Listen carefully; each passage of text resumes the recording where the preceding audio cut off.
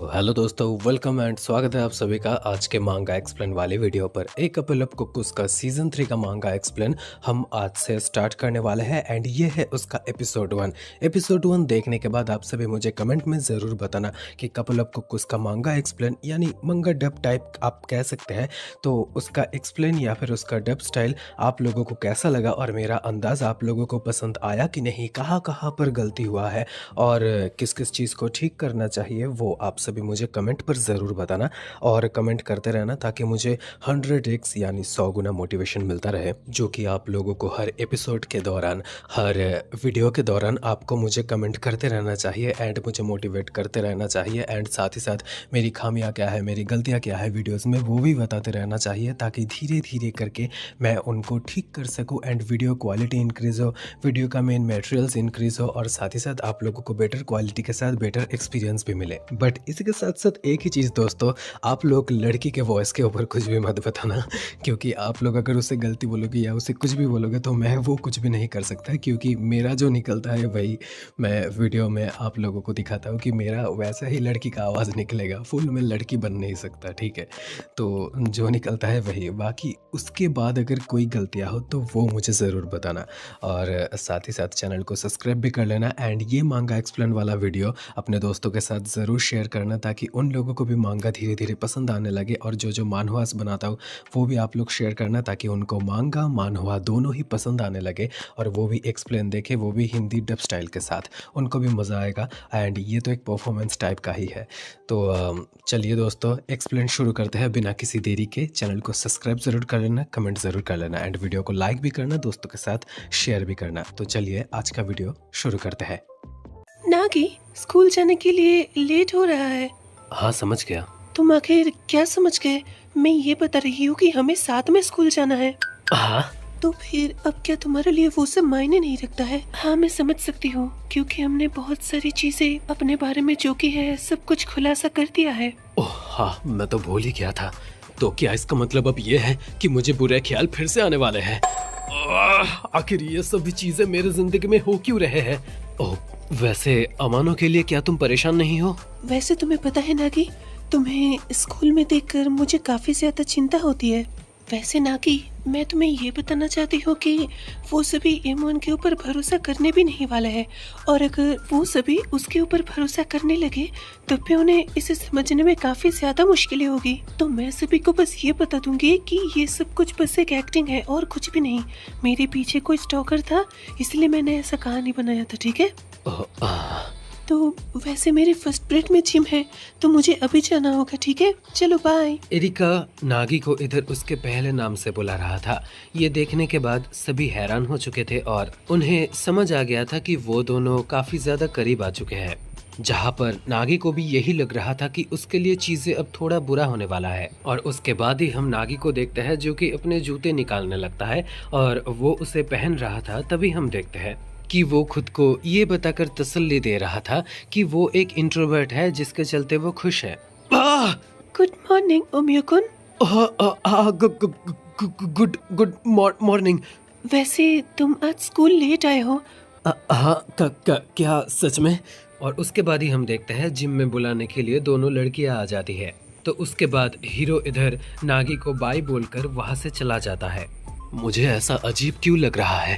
आखिर मैं सेगावा की तरफ देख क्यों नहीं पा रहा?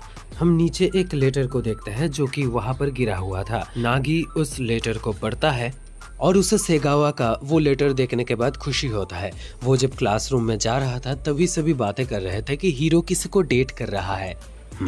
शियो नासुमा? अरे क्या सच में? आखिर ऐसा कैसे हो सकता है?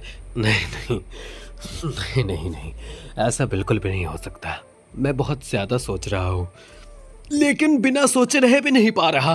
कल्चरल फेस्टिवल में आमानो और मेरे साथ जो हुआ वो उन दोनों के साथ भी हुआ। वैसे उन दोनों को देखकर ये लगता है कि उन दोनों का परफेक्ट मैच है। नहीं, रुको, मैं ये क्या सोच रहा हूँ? हाँ, अरे मुझे और हीरो को लेकर जो बात चल रहा है वो। ये कमीना मुस्कुरा रहा है। वैसे मुझे एक बात लगता है नागी, तुम पहली बार मुझसे बात कर रहे हो और जबकि ये बात तुमने खुद से शुरू की। वैसे तुम्हें पता है, तुम हीरो के लिए जो फील करते हो वो मुझे पता है पहले से। और उसके बाद वो बॉल पर किक कर देता है। अब मैं क्या ही कहूँ, इसके बारे में मैं कुछ बता ही नहीं सकता। अरे नागी, माफ कर देना। अरे नहीं नहीं नहीं, वो आखिर ऐसा बर्ताव क्यों कर रहा है? देखकर ऐसा लग रहा है। हो, तुम उस र्यूमर की बात कर रहे हो? ऐसे तुम उस चीज को लेकर क्या सच में परेशान हो? तुम्हारा बहुत बहुत शुक्रिया। हाँ, क्या तुम सच में ठीक हो मियोकुन? हाँ, मैं बिल्कुल ठीक हूँ। मैं बस जैसे सोच रहा था, ये थोड़ा अजीब था। जैसे कि तुम्हारे पास एक फियोंसे है, इसलिए तुम किसी को इजीली डेट कर भी नहीं सकती। नहीं, मेरा मतलब है कि तुम डेट कर ही नहीं सकती। हाँ, तूने सही कहा। वैसे आखिर ये र्यूमर फैलाया किसने? जिसने भी किया है बहुत ही कमीना है। शायद ऐसा इसलिए भी हो सकता है क्योंकि हमने इमोन में एक साथ टीम अप किया था। हाँ, मैं तुम्हारी मदद करूंगा इस चीज को रोकने में। हाँ ठीक है। और तुमने जो इमोन में मुझसे कहा था उसका क्या? ओह, मैं खुश हूँ क्योंकि तुम मेरा मतलब समझ गए। मुझे लगता है कि हम दोनों के दिमाग में शायद कोई टेलीपैथी होगा। टेलीपैथी? अच्छा वर्ड चुना है। मैं इस चीज को अपने नोटबुक में लिख के रखूंगा। लेकिन तुमने मुझे ये कहा कि मैं किसी को डेट कैसे कर सकती हूँ? अगर शियोनकुन मेरा फियोंसे होता है तो मैं ऐसा चीज कर सकती हूँ। उसके बाद हीरो इधर नागी को शियोन का सच्चाई बताता है कि वो आखिर कौन है। और उसके बाद हम ये देखते हैं कि वो आजुमा स्टाइल का सक्सेसर है, जो कि एक नृत्य कह सकते हैं आप, जो कि एक परफॉर्मेंस होता है। मुझे ये चीज उस वक्त ही पता चला था जबकि मैं एमोन के लिए प्रैक्टिस कर रही थी, तो मुझे लगा कि ये अजीब रहेगा, इसलिए मैंने ये मेरे मम्मी पापा को बताया था। और उसके बाद हालत कुछ ऐसे हो गए कि शियोनकुन मेरा फियोंसे बन गया। हाँ, ओमियोकुन। उसने मुझे इतने सालों तक अंधेरे में रखा था। वेल, मुझे पता था कि तुम सरप्राइज महसूस करोगे और मुझे इतना भी नहीं लगा था कि ये सब इतना आगे बढ़ जाएगा। जैसा कि तुम देख सकते हो हमारे फैमिलीज कैसे है, और मेरा भी और उसका भी। जैसा कि मैं एक रेस्टोरेंट ओनर का बेटा हूँ और मैं बिल्कुल सभी के लिए अनजान हूँ। ये एक प्राइवेट स्कूल है और मुझे यहाँ पर स्कॉलरशिप के माध्यम से ही चांस मिला है, जिसके चलते मुझे एडमिशन फी भी नहीं देना पड़ता। हाँ हाँ, ये सच बात तो है।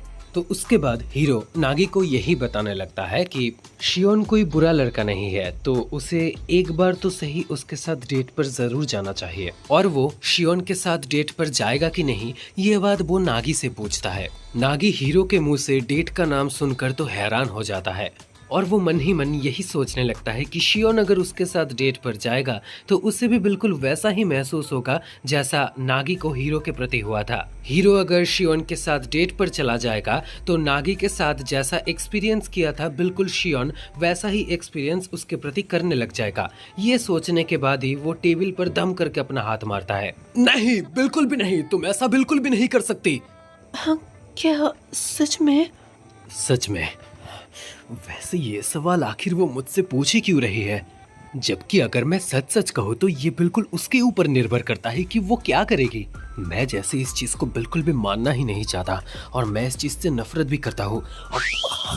रुको, हम देखते हैं नागी जिस वक्त ये सोच रहा था उसी वक्त बेल बज जाता है, यानी स्कूल का वक्त अब खत्म हो चुका था। क्या इसका मतलब यही है कि हम अब यहाँ से निकल सकते हैं? जाने का वक्त आखिर हो ही गया। चलो चलते हैं। आखिर ये क्या चीज है एरिका? ये कौन सा अजीब प्राणी है? ये असल में पॉर्क है। नागी अभी तक घर नहीं लौटा ना, तो इसलिए मैंने सोचा कि रात का खाना आज मैं बना लेती हूँ। हाँ, आखिर तुम्हारे अंदर क्या घुस गया है एरिका? हाँ, क्या कहा? नहीं, असल में कुछ खास नहीं है, लेकिन हमारे बीच में जो अजीब सब कुछ एक बार में हुआ था, तो मुझे लगा कि मुझे कुछ करना चाहिए। और वैसे भी मैंने नागी के लिए पहले भी पोटेज बनाया है, तो मुझे उस चीज़ का टेस्ट याद है, ऐसा मुझे लगता है। हाँ, तो ठीक है, मैं भी तुम्हारी मदद करूँगी। हाँ। और उसके बाद हम देखते हैं कि बारिश रुक जाता है और हीरो आसमान की तरफ देखते हुए एक कविता की लाइन बोलता है और फिर नागी को आने के लिए कहता है। और उसके बाद नागी एकदम स्वैग से उसकी तरफ देखता है और कहता है, अभी तो शरद का वक्त है। हाँ सही कहा। चलते हैं सेगावा-सान। पहले तुमने मुझे वो चीज़ क्यों कहा था? हाँ तुम्हें पता है ना मैं कैसा महसूस करता हूँ। हाँ ये चीज़ सच में मान लेना बहुत ही ज़्यादा मुश्किल है, लेकिन वो सुनना ज़रा कि मैं असल में इस चीज़ का मैं भी उम्मीद करता हूँ, लेकिन क्या तुम्हारे दिल में मेरे लिए कोई भी फीलिंग्स है? हाँ मेरे मन में है। हे ओमियो-कुन, क्या तुम मेरे साथ डेट पर चलोगे? या कहूँ तो क्या हम दोनों डेट कर सकते हैं? हाँ, हाँ। तुम इसका जवाब नहीं दे पाओगे है ना? या शायद सच में नहीं दे पाओगे? तुम बहुत ही ज्यादा डरपोक हो। नहीं, रुक जाओ। और उसके परिवार का क्या होगा? तुम्हें बता दूं कि उस बारे में मैंने झूठ कहा था, लेकिन ये बात बिल्कुल सच था। आखिर क्यों क्यों आखिर मैं उसे जवाब नहीं दे पाया। और पूरे रास्ते में नागी बस यही सोचते हुए घर आ रहा था, क्यों क्यों क्यों आखिर मैं उसे कोई जवाब नहीं दे पाया। मैं सच में बहुत ही ज्यादा डरपोक हूँ। आखिर मैं अगर सेगावा-सान को डेट करूँगा तो आखिर होगा क्या? और फिर वो एक बार करके सभी के बारे में सोचने लगता है, आखिर डेटिंग का मतलब ही क्या होता है। नागी खाने में बैठता है तो उसके सामने बेकार सा खाना हम देख पाते हैं। ग्योजा रैपर जो था, जो कि पैन पर बिल्कुल जल चुका है और उसके बाद उसे खींचने के बाद सब कुछ उथल पुथल हो चुका है। और उसके बाद जो फ्राइड राइस है वो भी बिल्कुल जल चुका है और काला हो चुका है। और जिस वक्त हमें ये पता चले तब तक ये ग्योजा भी बिल्कुल जल चुका था।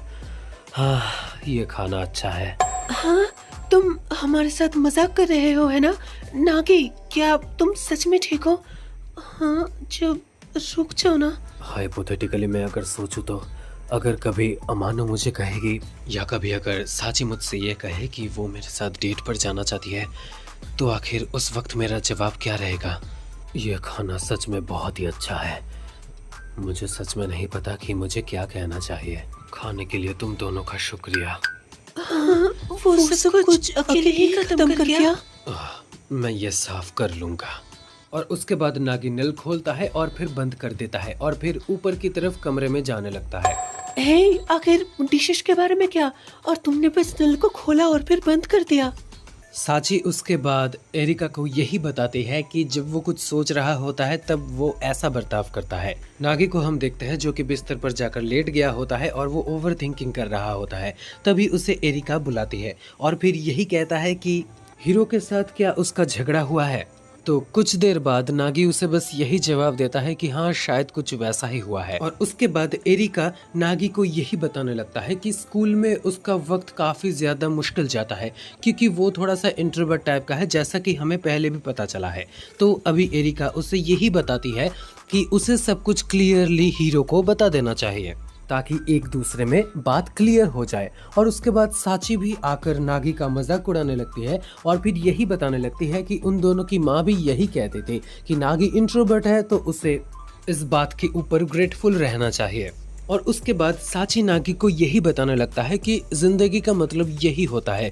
वो अब बड़ा हो रहा है तो हमेशा पढ़ाई करते रहना यही सब कुछ नहीं है। उसने आज एक लड़की के साथ झगड़ा किया है तो ये अच्छी बात है, उसे ये एक्सपीरियंस करना चाहिए। तो उसके बाद भी नागी को थोड़ा सा रियलाइजेशन होता है और फिर वो दोनों कमरे से बाहर निकल जाते हैं। मैं आखिर कल जाकर क्या करूँगा? आखिर मैं सेगावा-सान के सामने कल क्या बात करूँगा? मुझे बिल्कुल भी नहीं पता है। क्या ये मेरा नोटबुक है? मुझे लगता है स्टडी मीटिंग के दौरान हम दोनों का नोटबुक आपस में एक्सचेंज हो गया था। उसका हैंडराइटिंग पहले की तरह बिल्कुल बेकार सा है। मुझे लगता है कि इसका रॉन्ग इम्प्रेशन पड़ने वाला है।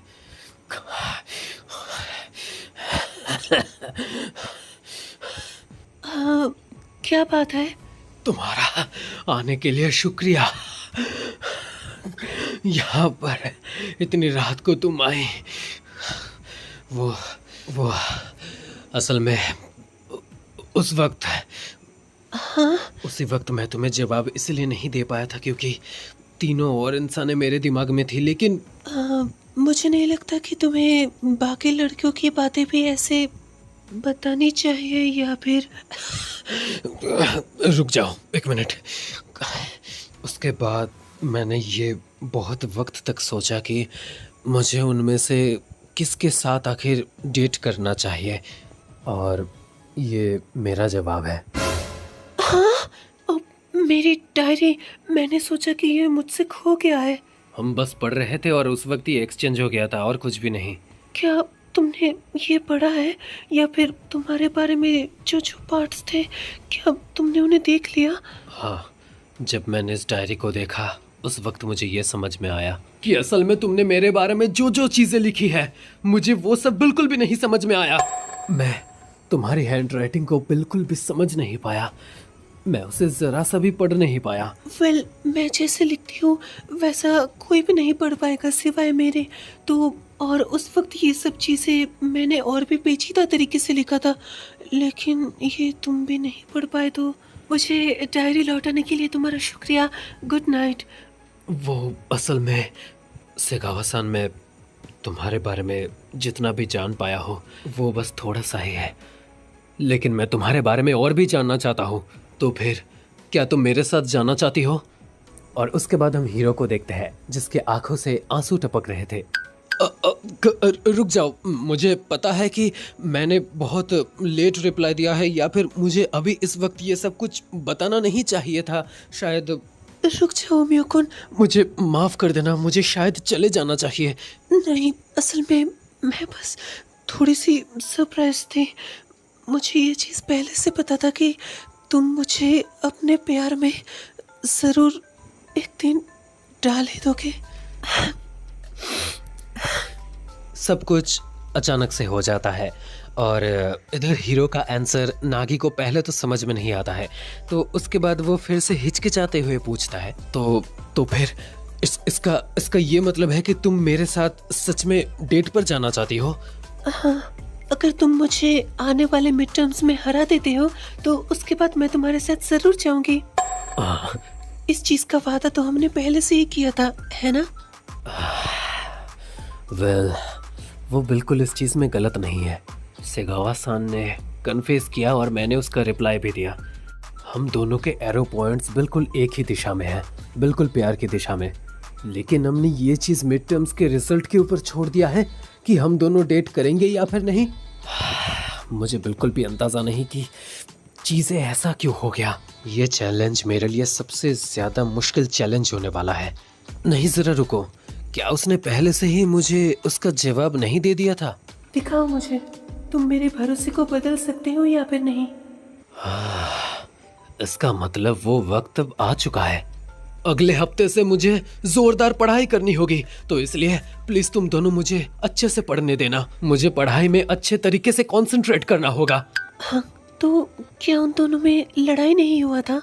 शायद हम दोनों ने मिलकर चीजों को थोड़ा आगे ढकेल दिया होगा। और उसके बाद साची नागी को यही बताने लगता है कि क्या उसने बड़ी बहन एरिका को किस नहीं किया था, तो आखिर किस करने के बाद वो ऐसा चीज कैसे कर सकता है, वो हीरो को आखिर डेट के लिए कैसे पूछ सकता है। और उसके बाद नागी ये मान भी लेता है कि उसे ये करना भी नहीं था। तो साची अपने बड़े भाई नागी के ऊपर गुस्सा हो जाता है और उसे नीचे फेंककर मारने लगता है। एरिका पीछे से आकर इधर साची को शांत करवाता है और उसे बताता है कि ये बिल्कुल ठीक है, हीरो के साथ ही नागी को जाना चाहिए। और एरिका ये भी बताने लगती है कि हीरो के ऊपर उसने बहुत ज़्यादा कोशिश किया है, उसने बहुत ज़्यादा मेहनत किया है, तो अब अगर हीरो उसे खुद से बता रहा है तो उसे मेहनत करना चाहिए। और नागी भी यही कहता है कि वो अपनी पूरी कोशिश करेगा।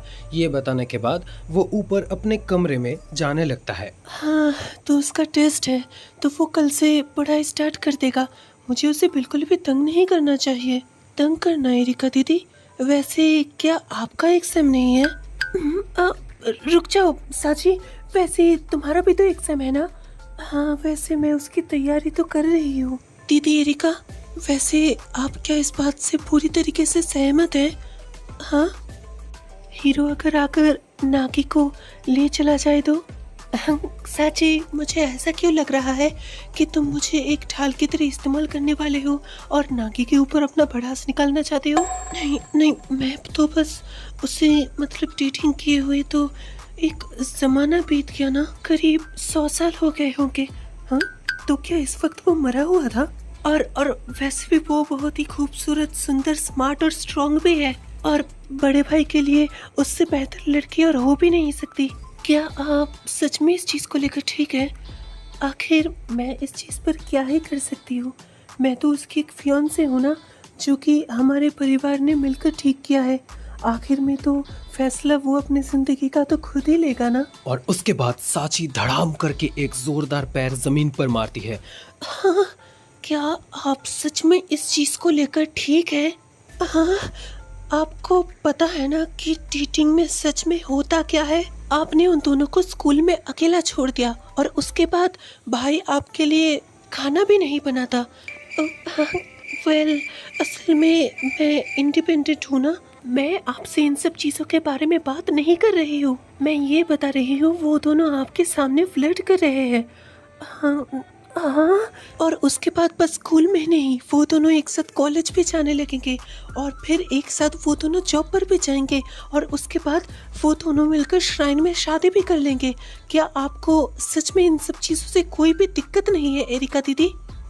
मैं ऐसा बिल्कुल भी नहीं चाहती। मैं भी असल में ऐसा बिल्कुल भी नहीं चाहता। ना कि आखिर तुम ये सब कर क्या रहे हो? हम देखते हैं उनके घर के बाहर आई हुई होती है। मैं तुम्हें मेरे सिवाय किसी और की बिल्कुल भी होने नहीं दूंगी, समझे ना कि?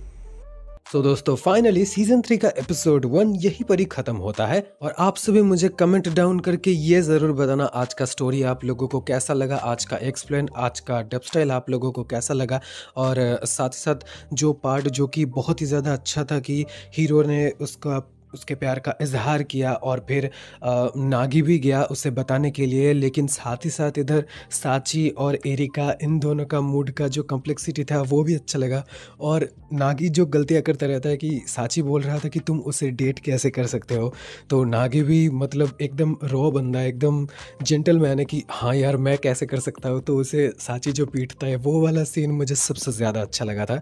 और साथ ही साथ आपने ज़रूर लास्ट में देखा होगा कि आईचैन आया है, तो यार एपिसोड 2 में शायद हम लोगों को थोड़ा और भी मज़ा आएगा, क्योंकि एपिसोड 2 आप लोगों के लिए और भी मज़ेदार होगा क्योंकि वहाँ पर आईचैन भी आ जाएगा।